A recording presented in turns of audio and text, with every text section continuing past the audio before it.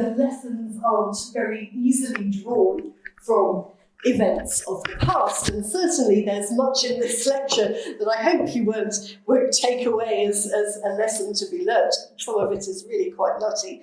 The use of history as a point of comparison for the present is usually misleading, sometimes dangerous. The distant past, I think, can be inspiring and illuminating precisely because of its strangeness and otherness, because it's messy and human and tells us something about the surprising wayward course we've taken to get where we are. One of the great achievements of historians of the late 20th century was to rediscover 17th century Britain as a foreign country, or as foreign territory, I should say, as nations divided not so much by class struggle or by political ideology, but by fierce religious passions. John Morrell called the wars of the 1640s the last of Europe's wars of religion. The Commonwealth and Protectorate was not a prototype of a modern liberal democracy overseen by right repulsive Puritans, but an attempt to rescue and complete the religious Reformation in the British Isles. Of course, there are continuities as well as radical changes in our national story and identity. I want to enter into the volatile, febrile, strange climate of the revolution and consider it not exclusively as a political event, but as one with spiritual dimensions and implications which still perhaps have a bearing on religious thought. And I'll use briefly the 17th century crisis as a way of reflecting on the present, not as a direct analogy, but rather as a point of departure. I begin with an image of a stereotyped figure from the revolutionary period, a regular feature in royalist propaganda from as early as 1641, from which date this woodcut dates. It is the tub preacher, otherwise known as the mechanic preacher, an unlicensed dissenting layman, perhaps of the artisanal class, preaching and prophesying against the king and his bishops from his makeshift pulpit made from a tub. Current research indicates that this stereotype of the tub preacher often rather boringly or rather disappointingly didn't correspond to reality. Many of the popular radical preachers and prophets were educated and socially high-ranking men, some of them university educated. But while we should be cautious about swallowing the royalist propaganda, there were extraordinary incidences of ordinary men, women and laymen claiming to speak and act as vessels of divine revelation in the 1640s and 50s.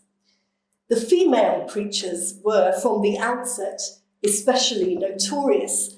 Their outrageous behaviour was loudly condemned and seen as a symptom of social upheaval caused by political opposition to the monarch, evidence of the world turned upside down.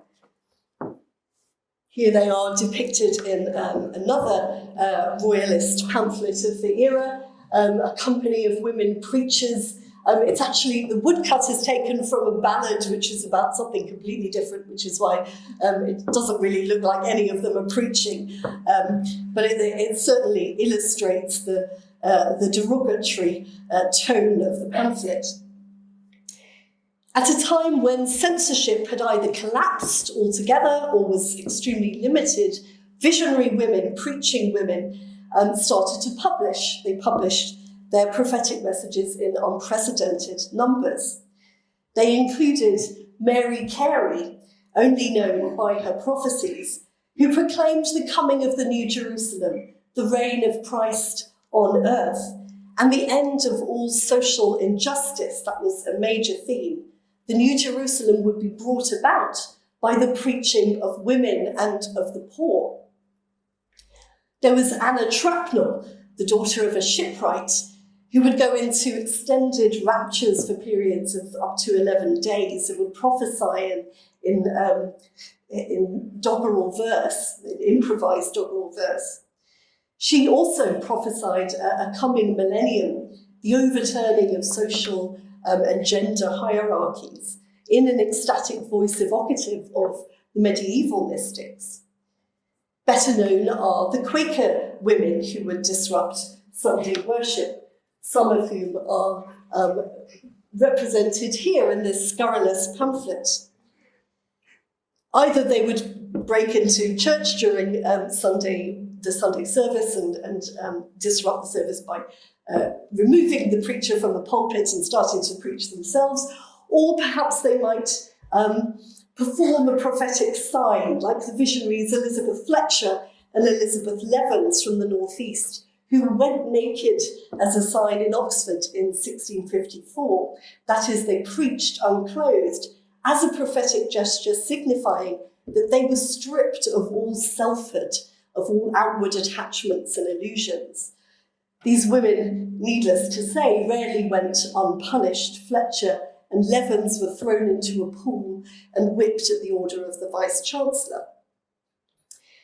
It wasn't only women, of course. It may interest you to know of the case of one John Carpenter, an unskilled labourer who lived just outside Chichester in Bosham. In around 1654, he began to have mystical experiences, claiming to have been taken up in a rapture into heaven and then carried to the abyss of hell. Although Carpenter was, according to the report of the Bosham visions, very plentiful of discourse to that purpose, we unfortunately know very little about the content of his visions, about what he described, and that's because the only report we have was written by a highly sceptical intellectual named Merrick Casaubon in a tremendously influential work that was published as a treatise concerning enthusiasm in 1655. This treatise is regarded widely as a landmark text in British intellectual history because in its mystical or visionary religion, stigmatized as enthusiasm, a synonym for fanaticism, is treated consistently as a natural or medical phenomenon. It's diagnosed as a symptom of melancholy, depression, or actual physical illness, rather than being regarded as either demonic possession or divine inspiration, or indeed a perfectly available explanation, political manipulation. Casaubon mentions the case of John Carpenter of Bosham, largely because he seems to have been vindicated in his judgment that the visions were the effect of some great bodily distemper.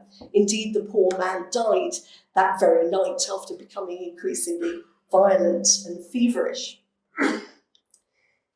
This was a moment both of increased visibility and increased skepticism about mystical and visionary experience, naturally enough, two sides of the same coin. The instances I've described might not sound very much like what you understand by mysticism, and I've been criticised for designating them as such. It looks more like what we might call millenarianism or charismatic prophecy, perhaps. But I'd suggest that while those labels are also appropriate, mystical is another important category to use in connection with lay visionary activity of the Revolution. Actually, the very language and concept of mysticism emerged in response to the radical spiritualism that underpinned the prophetic gestures and speech of the revolutionary period. I'd like to take a step back at this point and ask, what kind of religious war was this, with Protestants taking up arms against other Protestants, preaching and prophesying against their own, if you like?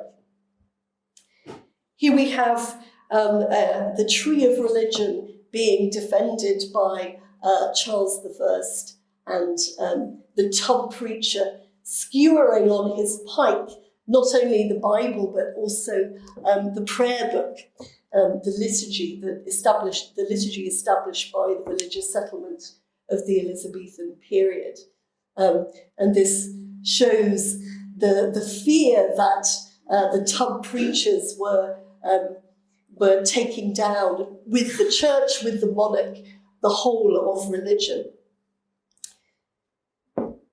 What kind of reformation was being sought by those who opposed the Episcopal Church of England and eventually overturned not only the monarchy itself, but the Reformation settlement established in 1559, root and branch? For a significant radical minority, perhaps the most revolutionary party to emerge in the course of the civil wars, it was, I suggest, a reformation of the heart above all else. To get a wider picture of the nature of the religious conflict, we might begin on Innocents' Day in December 1642, here in Chichester Cathedral, pictured here in the early 17th century. Well, middle of the 17th century, around about 1650, just what we're talking about. On that day, parliamentarian troops under the leadership of William Waller, named the Conqueror in these parts for his military conquests, are ransacking the sacred building. A contemporary news book reported that the soldiers went for the vestments, ornaments and altar plates, leaving not so much as a cushion for the pulpit. They dashed the organ pipes with poleaxes, scoffingly saying, "Hark how the organs go," smashing the altar rails, and even breaking into pieces the communion table itself. In a striking detail, it's alleged that their anger was hottest, not against the surplices and gowns, often labelled popish rags, but against the common prayer books, which they ripped up and scattered the torn leaves all over the church, even covering the pavement.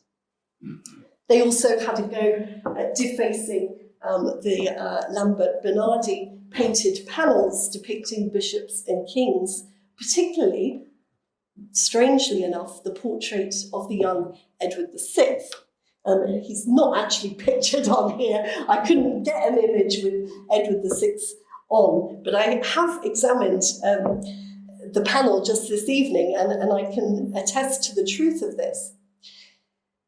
It's reported that one of them picked out the eyes of Edward VI, and if you go really close to the image, you can see the eyes having been attacked, saying that all this mischief, the mischief of the Church of Charles I, came from him when he established the Book of Common Prayer, the Books of Common Prayer. How utterly strange, even for someone who teaches this period, that a century on, the most reforming of the Tudor monarchs, I mean, Edward VI was the good guys as far as the Protestants were concerned, should be seen as the enemy of England's Reformation, all because of his sponsorship of Cranmer's prayer book.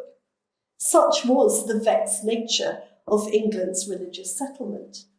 So what was at stake for these iconoclasts, these vandals? It's easy in a way to follow the logic of attacks on religious imagery, the symbols of the old Roman Catholic Church, things like vestments and altar rails.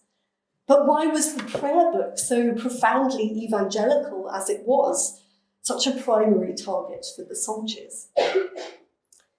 The national crisis of the 1640s and the iconoclasm of the parliamentarian troops followed a period after 1633 when William Laud was Archbishop of Canterbury, a period in which many saw the Reformation in England, in this country, as being reversed. The Laudian Church reversed intellectually and almost literally visually the status of pulpit and altar. In a speech of 1637, Laud exclaimed that the altar is the greatest place of God's residence upon earth. I say the greatest, yea, greater than the pulpit. The Laudian bishops sought to reorder the churches so that the table was placed in its old position at the east end and some also insisted on its replacement by a stone altar. Images were reintroduced, statuary, stained glass, crucifixes. It's hard to convey just how scandalous this reordering would have been to 17th century Protestant eyes. And Laud became known in propaganda as a crypto-Catholic. Here he is depicted in a woodcut of 1641, depicted leading the Church of England across the river from Canterbury to Rome. Resistance to the reforms in this period took many forms. You'll be familiar with the Great Migration of Puritan pilgrims to the American colonies. Emigration became a symbol of renovation and conversion. The New England in the new colonies would be the New Jerusalem, the millennial kingdom. Separation from the established church also became much more widespread. In a speech before three notorious Puritan critics of his regime, Laud insisted that he was motivated by his care of this church, the upholding the external worship of God in it, and the settling of it to the rules of its first Reformation. And he meant by that the Edwardian reforms, and especially the very first prayer book of 1549, which was the most conservative prayer book of all of them, which was effectively used as a mass book before its replacement came in 1553. And indeed, by this point, a new liturgy was being prepared for introduction in Scotland, which would revive aspects of the 1549 liturgy, omitting the language of remembrance, which was much more reformed than Catholic, and restoring the epiclesis, the invocation of the Holy Spirit to consecrate the elements. To cut a very long story short, Laud's liturgy, as it was popularly known, was not very popular. It was not very well received by the Calvinist Scots, and this was the scene in St Giles Cathedral in Edinburgh. One Jenny Geddes is said to have lobbed a stool as a missile at the bishop who was trying to read this new liturgy. Controversy over the nature of Reformation in the British Isles, represented supremely by the office of bishop and by Cranmer's Book of Common Prayer, spiralled into bitter conflict involving Scots, English and Irish protagonists. The Scottish invaders in 1640, as part of the reaction to Laud's innovations, proclaimed that they were ushering in the Reformation of England, long prayed and pleaded for by the godly there. It shall be perfected in doctrine, worship and discipline. Papists, prelates, and all the members of the anti-Christian hierarchy with their idolatry, superstition and humane invention shall pack them from hence, and the Lord shall be one, and his name one throughout the whole island. The battle for England's Reformation, in the form of the reaction of militant Calvinists to the Laudian reforms, is well known. What's perhaps less familiar is the turn to mysticism and spiritualism.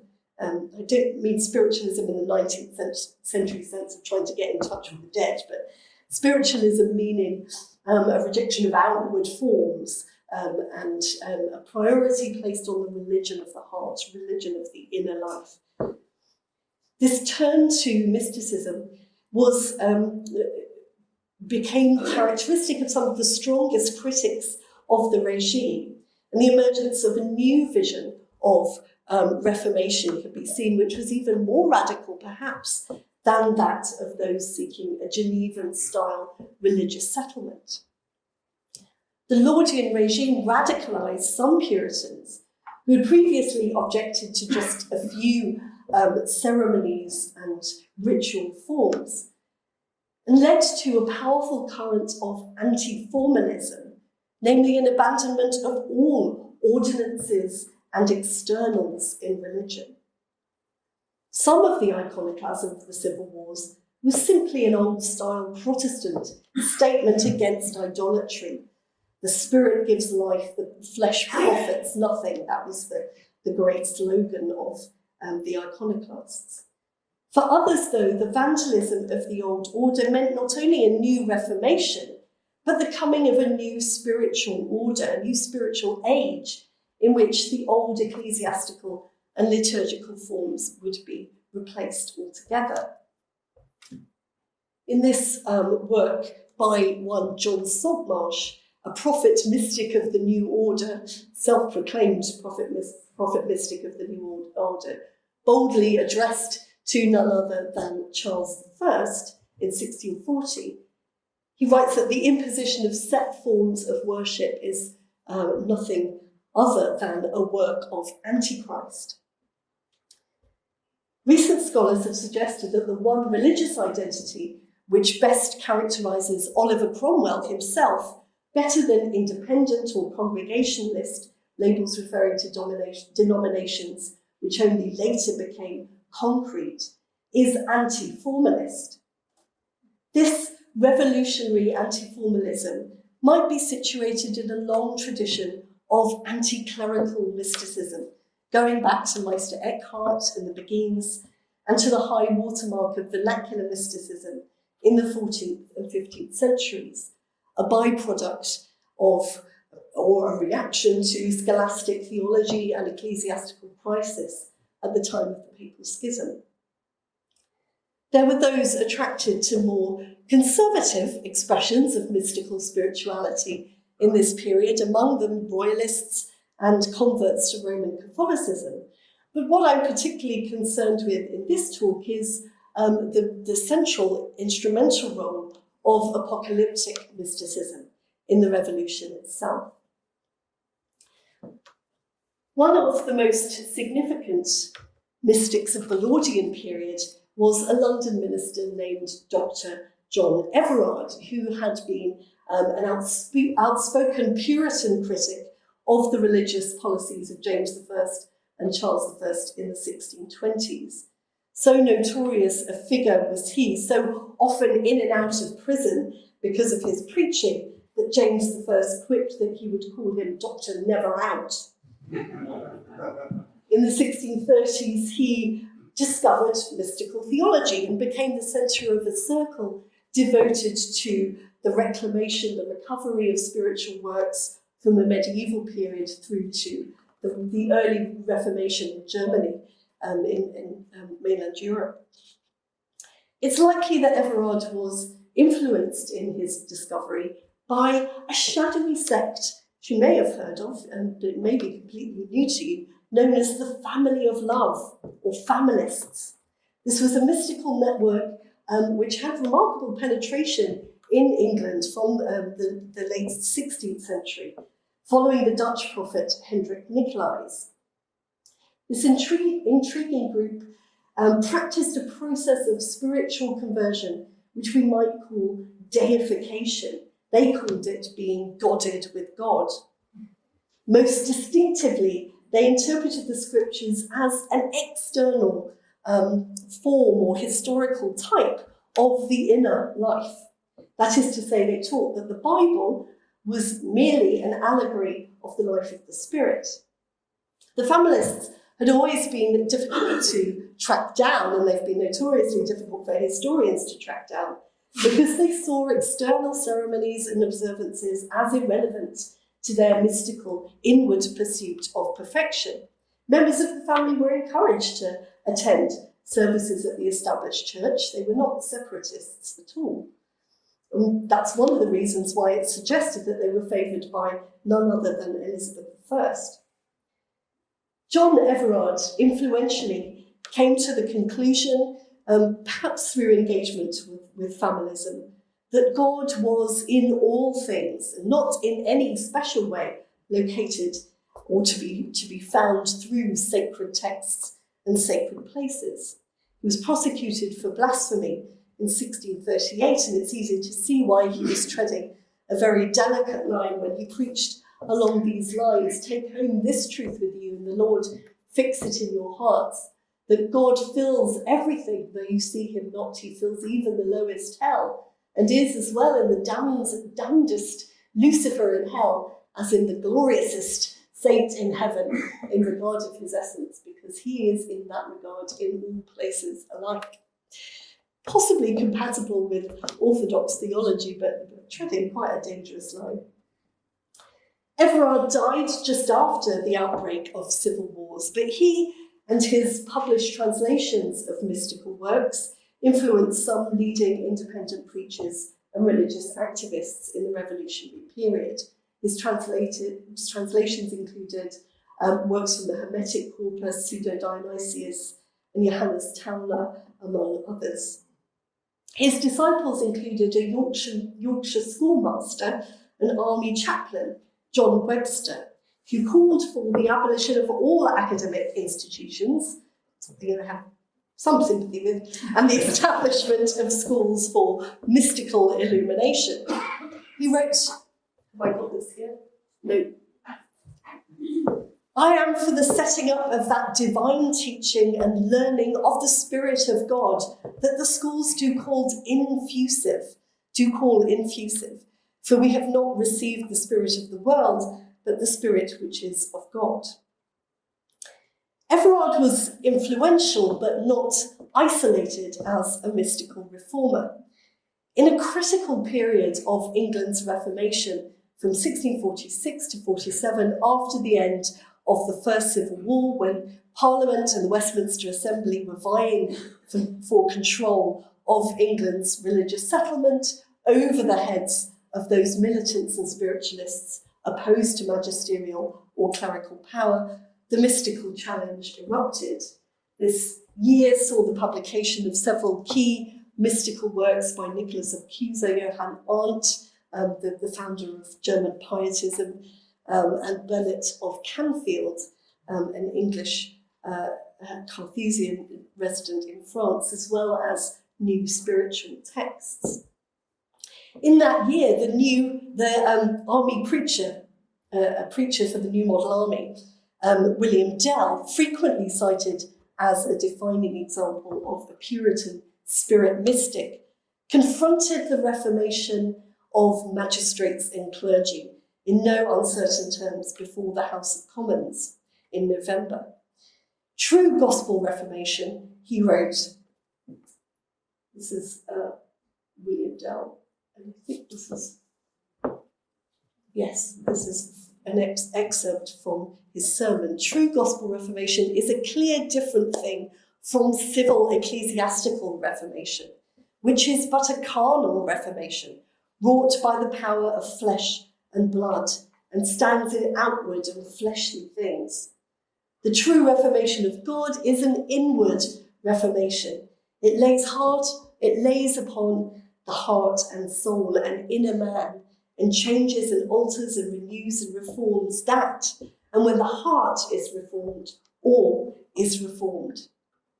A few months later, the Platonist intellectual Ralph Cudworth preached more moderately on the same theme, concluding that all outward forms and models of reformation, though they be never so good in their kind, yet they are of little worth to us without the inward reformation of the heart. An ironical broadsheet of 1647, offering a moderate golden mean between the old extreme, as they saw it, of reactionary Calvinism, and the new emerging extreme of lawless spiritualism, characterised the new extreme, spiritualist one, as recognising no other reformation that Christ requires in his church, but only the reformation of the heart. I'm sure the civil magistrate hath no power to do that. The reformation of the heart proclaimed by the English mystics had something in common with a wider quest for mystical reformation throughout Europe. My interpretation of the meaning of visionary mysticism in the British context takes its cue really from the narrative of early modern spiritual crisis and alienation, explored in an important work called The Mystic Fable by a French scholar, Michel de Certeau. His 17th century mystics, mostly French, mostly Catholic, give voice to a nostalgia, even a mourning for lost unity and stability in Western Christendom. As he puts it in one telling passage, the fresh mystical quest of the 17th century represents the ambition of a Christian radicalism traced on a background of decadence or corruption within a universe that is falling apart and must be repaired. It reiterates at the level of biographical experience all the vocabulary of the Church Reformation: divisions, wounds, sickness, lying, desolation, and so on. Individual bodies tell the story of the institutions of meaning. A very literal illustration of this identification of the individual body with religious and political crisis comes in the account of a Welsh journeyman named Arise Evans, unusually a royalist prophet. And this is a woodcut illustration from another of his works. I won't attempt to parse it from you, but it obviously had a vision of a weird, hybrid, monstrous creature. I'm going to tell you about another vision of 1559, which Evans had, in which his head was removed from his body and set down on a table in front of him. He was quite surprised to find that he was still alive, though, in his words, not well. He put the head on his body again and felt myself better than I had been afore in all my life. He wrote in his interpretation of the vision, which, unlike many 17th century visions, is not that difficult to unravel: "My body is the nation, my head is the king." And you get all sorts of instances like that, where visionaries experience in their own bodies the traumas, the wounds, the divisions of the nation. For these spiritual revolutionaries on the other side, not the royalist side, the old order of things had been humiliated, uprooted. Not only the king and the church's unquestioned authority, but also inadvertently that of the scriptures, which could no longer bear the burden that was being placed upon them. Their corruptions and discrepancies were being exposed by scholarship. Such outward forms were now the forsaken ruins of monasteries. They were like the forsaken ruins of monasteries and the ruins of images, marking, as de Certeau puts it, the spots in which one was now to await the birth of a God who had to be distinguished from all of his signs. As he writes in a beautiful sequence in the mystic fable, ministers, learned ministers, became like the Magi, seeking out little ones to hear something that still spoke. They became exegetes of female bodies, speaking bodies, living Bibles spread here and there in the countryside or in the little shops, ephemeral outbursts of the word once uttered by a whole world. The radical Protestant prophets and mystics of the British Isles in the middle and later 17th century, and their patrons, described a change as cataclysmic as that experienced by the French mystics, but usually in less wistful and much more triumphant tones. It was hoped that shattered unity would be repaired across Christendom, beginning with the healing and integration of the inner man. But the relocation of meaning from the old external institutions to the individual subject wasn't a bereavement to be mourned, but the passing away of false idols, nothing less than the opening of a new spiritual age, a new kind of incarnation, actually. It was a coming out of types and shadows into the substance, as contemporary Calvinists, as well as radicals, were fond of saying. The political edge to their anti-formalism was sharpened by opposition to a nostalgic ecclesiastical regime, that of Archbishop Laud, which had restored to the empty niches and sacred spaces precisely the images of holiness, which no longer for many British Protestants signified anything except spiritual fraud and hypocrisy. But the logic of this anti-formalism pointed to a rejection of all civil ecclesiastical religion, and also a reaction to Protestant scholastic theology, which appeared to replace one form of spiritual tyranny with another. Christ, the eternal, living, spiritual word, was being usurped by ink and paper. This new Protestant scholasticism, from the point of view of the mystics, was religious knowledge as an abstraction, an objective rather than a subjective, an external rather than an intuitive understanding of God. It was a common belief among the radical sects of the 1640s and 50s that a new age or dispensation in salvation history was being instituted, conceived by some as a third age of the Spirit after the ages of law, the age of the Father, or of gospel, the age of the Son, in this Trinitarian scheme. By others, the so-called digger and communitarian Gerard Stanley among them, as the final chapter in a sequence of 7, by others as a fifth monarchy based on Daniel 7, in which 4 great empires go before the ultimate everlasting dominion of God. It's in connection with this apocalyptic belief that the mysticism of the family of love appears in perspective. This wasn't a movement that was bound to remain forever in a state of apolitical quietism. Familists expected the dawning of a new age. This is a classic familist emblem, the heart in which love and truth are bound together. The lily, I think, being a reference to the resurrection. The familists expected the dawning of a new age, a spiritual dispensation in which the outward world would correspond to the inward perfection they had experienced mystically, and they would no longer be in an exiled, or to use their language, bewildernist state. Several works by the Dutch prophet Hendrik Nicolais were published in London from 1647, proclaiming the glorious coming of our Lord Jesus Christ in this present day, when God is being made manifest in the communality of holy ones. So the idea is that there's this new incarnation that's not in one particular body, the body of Jesus of Nazareth, but in the corporate body of the saints. Thomas Hill, master of Trinity College, Cambridge, reported in 1648 that these familists say they are Godded and Christed, and God is immediately in them, and they are under the third dispensation.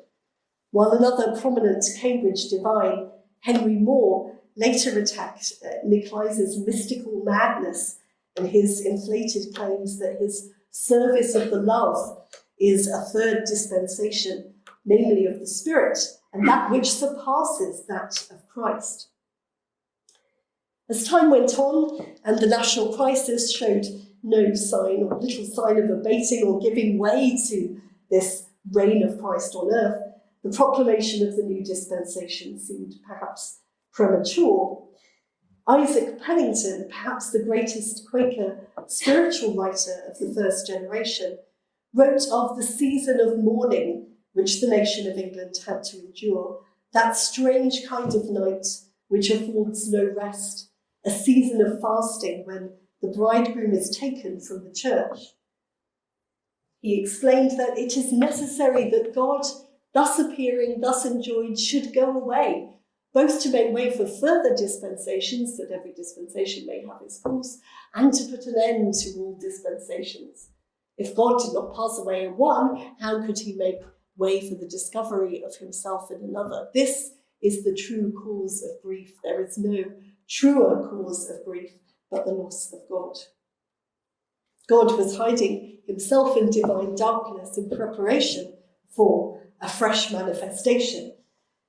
The army preacher William Erbry described the same divine absence as a time of exile.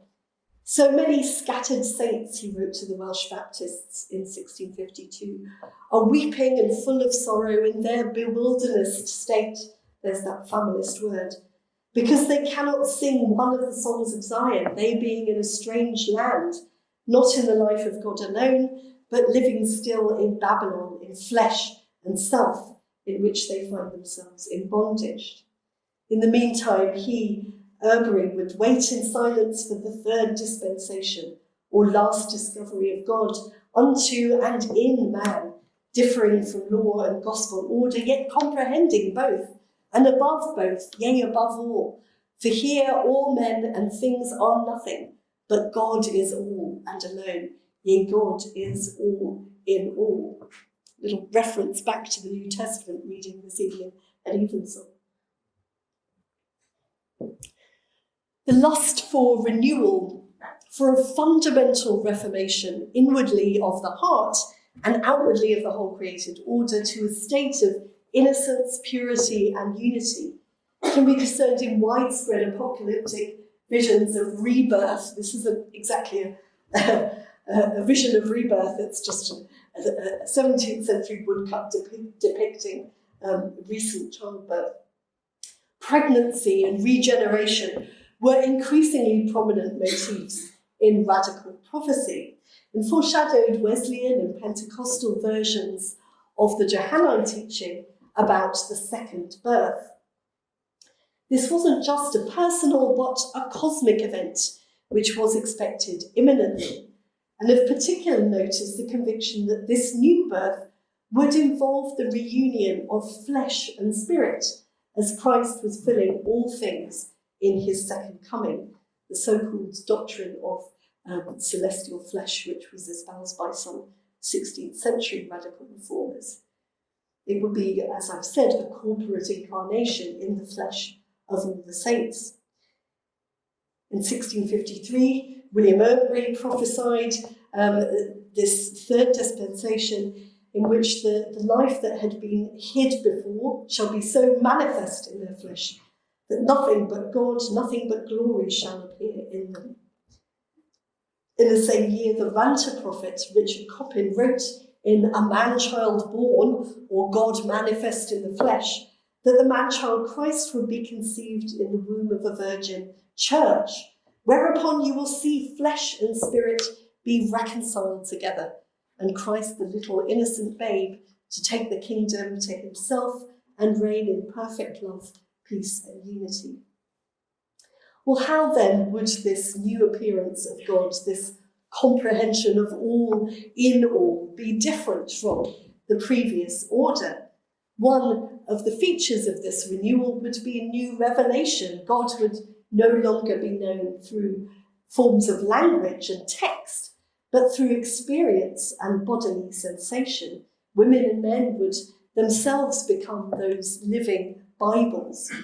The following verses from Jeremiah 31, 33 to 34 became the epigraph of the spiritual reformation.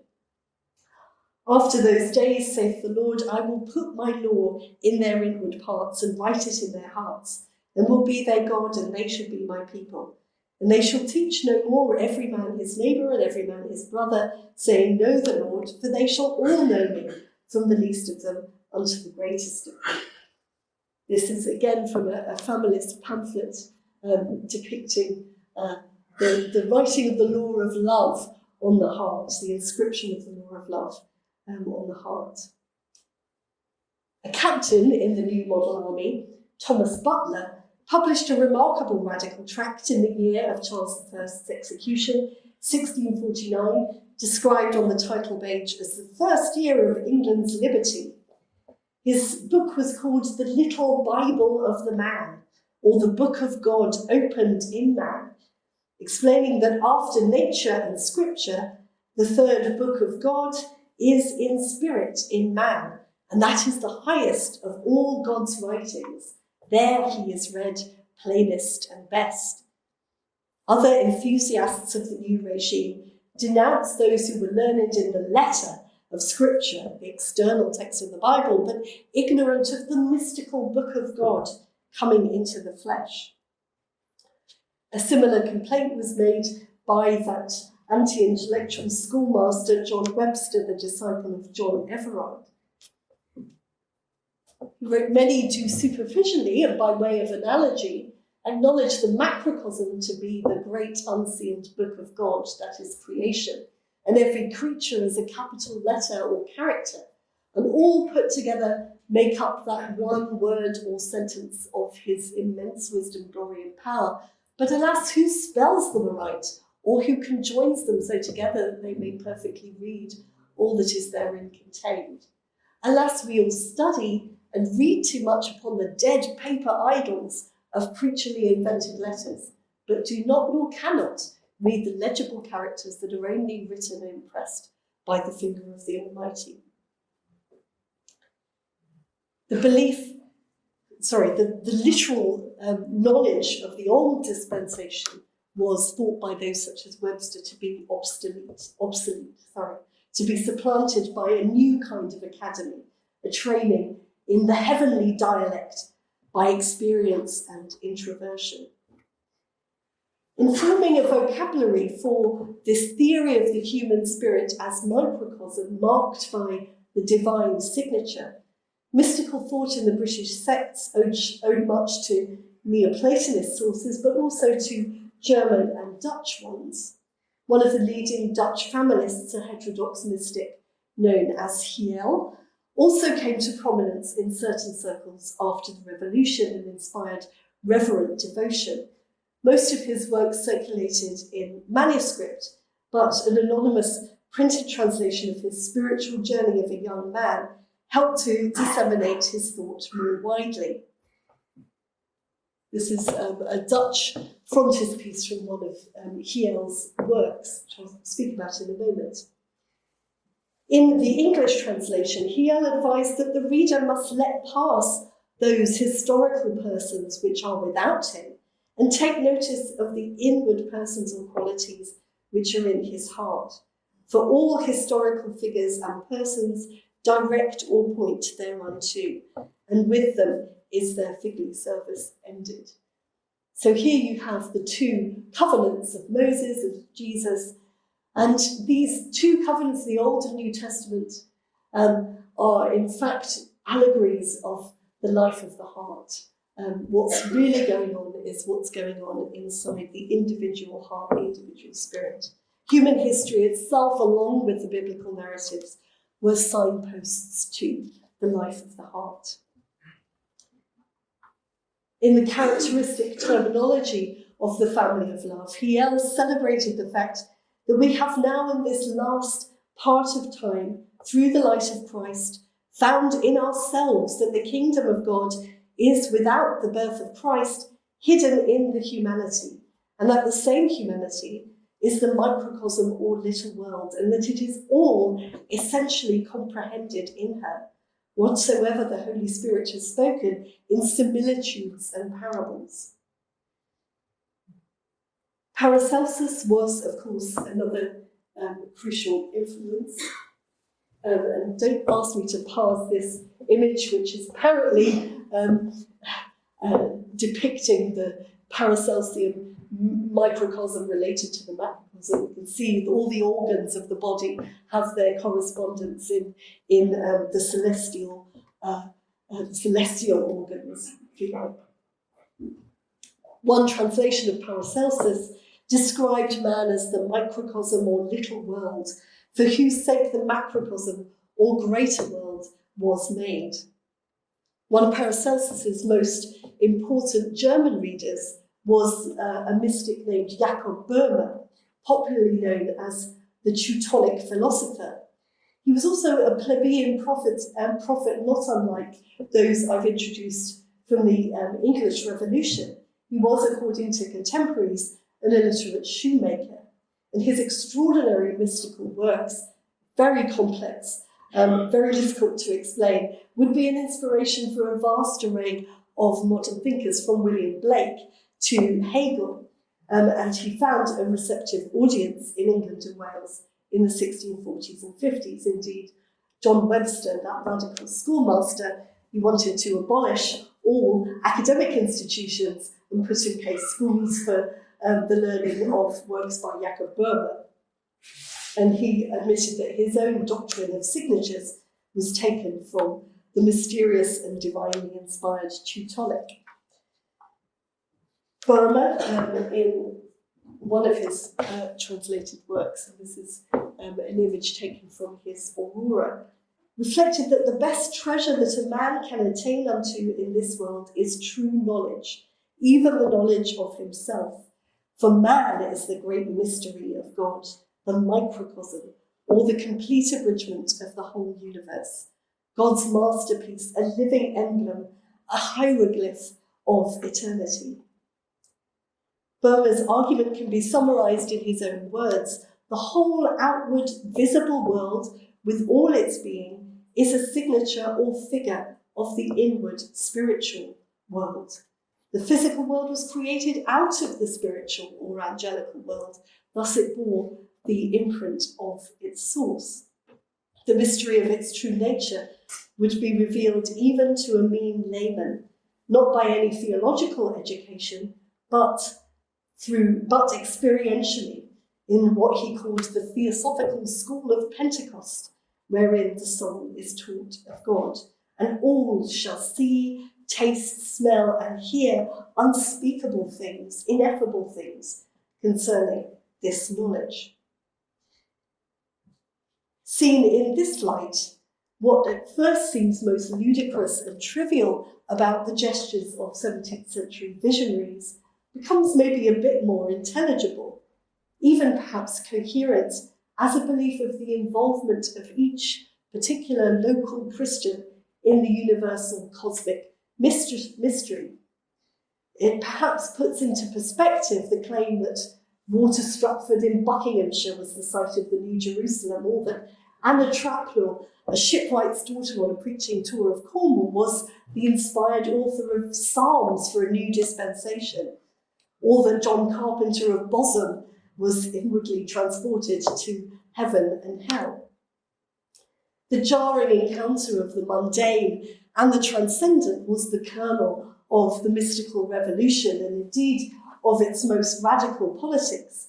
These prophetic gestures were radical statements about the dignity of the human spirit, indeed the human body, and intimately bound up with visions of political and social reform. They were not a bizarre sideshow to the main crisis in church and state, but central to it.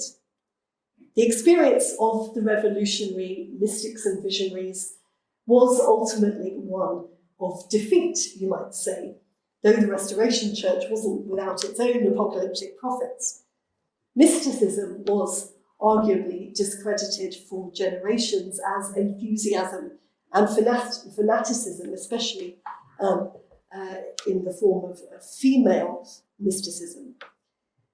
But the radical vision of social and political justice, arguably born out of a profoundly religious vision of the dignity of the human soul and body, had a very significant legacy. Since Britain's bloody revolution, we have as a nation been lightly cautious, I think, about bringing about the New Jerusalem on earth.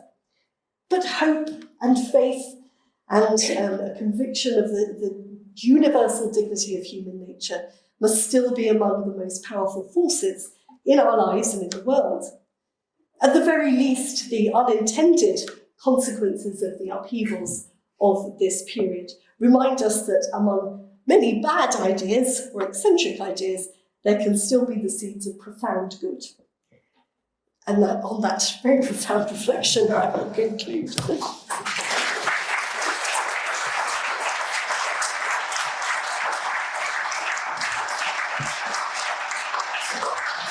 That was a profound reflection. It's a lot to think about as all your talk did, Sarah. It was really rich in resonances, at least with the short many of us here. There's some time for some questions, not too long, but are there any out there you would like to?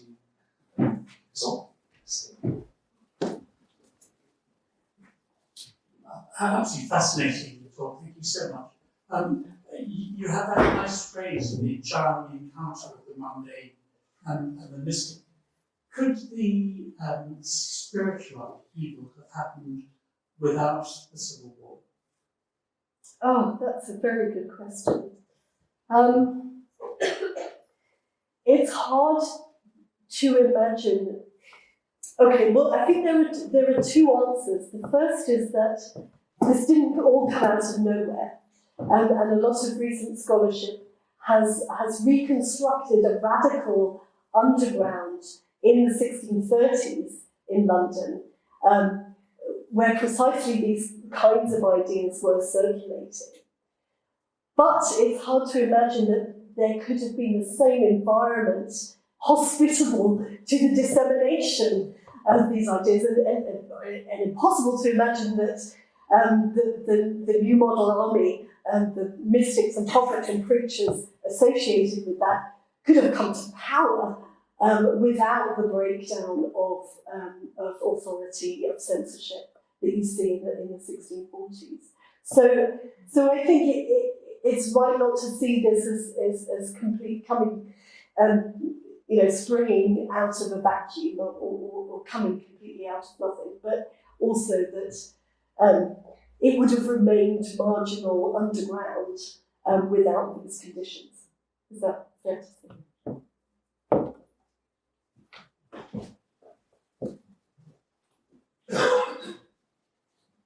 Yes, it just has occurred to me, but being interested it seemed curious that the sects of the so distinct of the mid 17th century, there was no real there had been revivals, of course, religious revivals, might take the name Baptist, but it seemed to within a short period after the Restoration, it seemed to sort of disappear as a phenomenon. You know, the revival is a revival this kind of sect in the 19th century. So, although it might be superficially similar, it doesn't have the feel, or even in the Appalachian Mountains and that sort of thing, where you'd think would be preserved in Aspen. Something seemed to die away that was unique to that period. I wondered if that was... One major exception to that rule is, of course, the Quakers. The Quakers survive. Of course, they survive in slightly different forms. They never have the same kind of apocalyptic militancy of the 1650s, or the confrontational aspect that they have in the 1650s. They become something quite different after a new theological framework and institutionalization process is put in place in the 1660s and 1670s. But some of that radical thought is still part of the current of Quaker thinking, and I think it's hard to imagine modern feminism without, or the abolitionist movement without the Quakers. I mean, they're really at the vanguard of social reform and political reform from the 18th century onwards. But you're right that there is a totally changed mood after 1660 and a very changed environment for mysticism.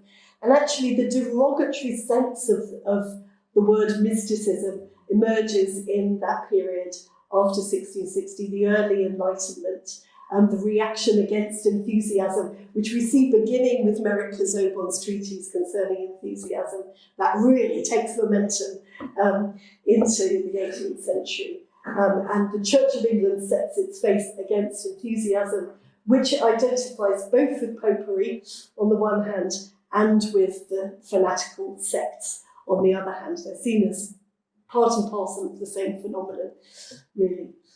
So I think, yes, but there's an exception, a noble exception.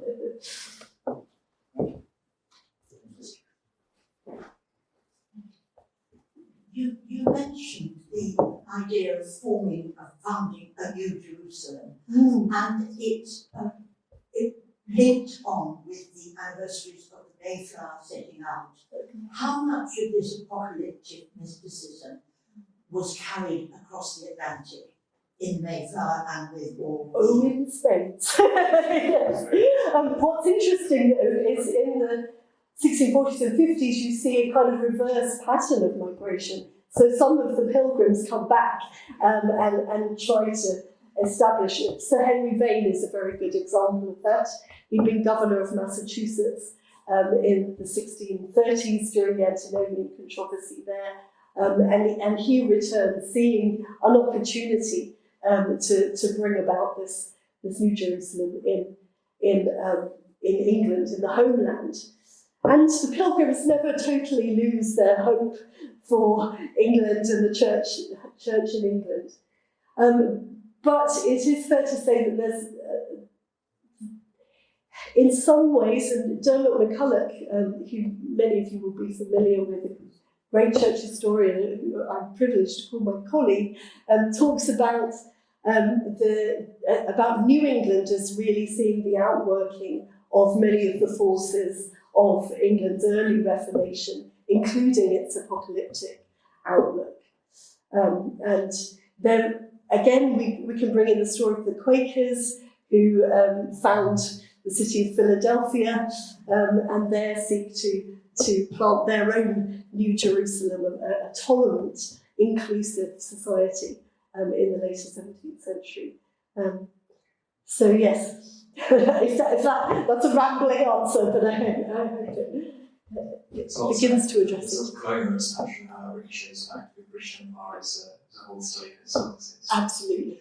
In terms of Methodists, Yeah. wrong, but to what degree were they aware of this sort of material? What are the continuities that just to fill it out before the next lecture?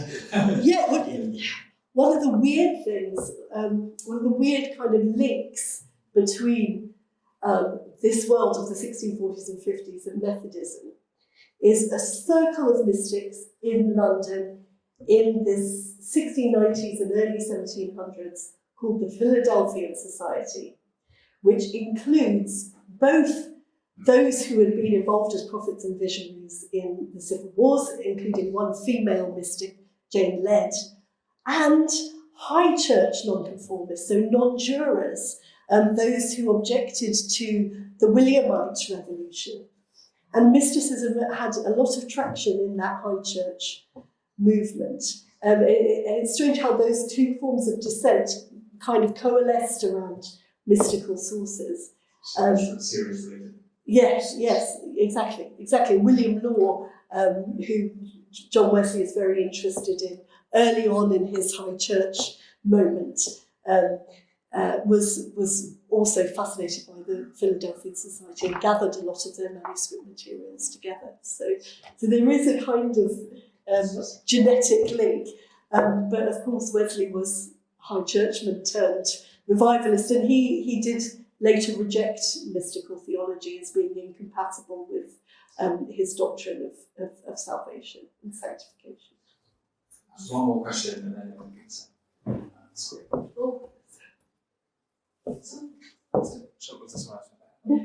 Well, they're not still. I'm really sorry because I don't exactly have a question. I'm quite a lot of confusion, and I've jumped in the deep end here, and I don't really know much about my history's not good enough, and my history is less good. But I came here with the word mystic, and my understanding, and I'm just quite lost because you talked about apocalyptic prophecy and vision, and my understanding of mysticism would be, I didn't read Underhill, but that's a big name, sort of more, I know the eastern side of mysticism or comparative mysticism. So if you take Huxley's philosophy and if you look across the board, there are certain characteristics that come up again and again to relate about the spiritual experience, which is common throughout all religions. So that's where you're going to talk about Sufis, or the only English mystic that I've come across, where you could say they can course, see the world in Queensland, is Thomas Traherne. And so I came here thinking, why? You know, the corn was orient and we immortal, and the children were tumbling down the streets like jewels. So I would think of mysticism being the opposite. It's apolitical, it's more anarchic because those boundaries don't exist. So not as a sort of direct social agent of change. I get the interiority going interior rather than external, but I don't know, is that a question there? No, it makes perfect sense as a question.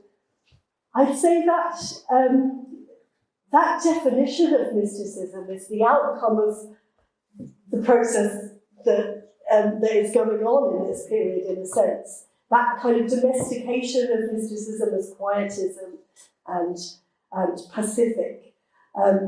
Sorry, but a mystic has an inner, direct experience of what they understand to be the mind and nature of God. Right? Whereas That's precisely what these prophets are claiming. That's what, That's precisely what they're claiming. But it is weird, and it's kind of counterintuitive to understanding that you have this moment where mysticism becomes revolutionary, and it's because there's this belief that the inner and the outer worlds being kind of joined together, the flesh and the spirit are being united in this new spiritual age. That's what makes this kind of mysticism very distinctive. But I don't want to deny to it the title of mysticism, because you can see that it is being resourced by mystical theology from the medieval period and from the 16th century. But you could choose to define mysticism in such a way as to exclude. That's very helpful. And I think I have one more, but Sarah has got to go to Oxford, so we must keep that too long. Were any of the women actually accused of being witches? Yes. Anna Trapnell was, who's the shipwright's daughter I mentioned, who went into these ecstatic trances. She was prosecuted and tried for witchcraft. Yes. She wasn't in the end convicted as a witch. She was prosecuted for other crimes, for blasphemy. And blasphemy was the usual stick to beat the visionaries with. There were other prosecutions for witchcraft during the Civil War period, in the county of Essex, for instance. But they tended to be separate from the phenomenon of visionary activism. Thank you, Sarah. You've been fantastic questions too, and learned a lot through your answers. So I'll give you a final thank you to Sarah.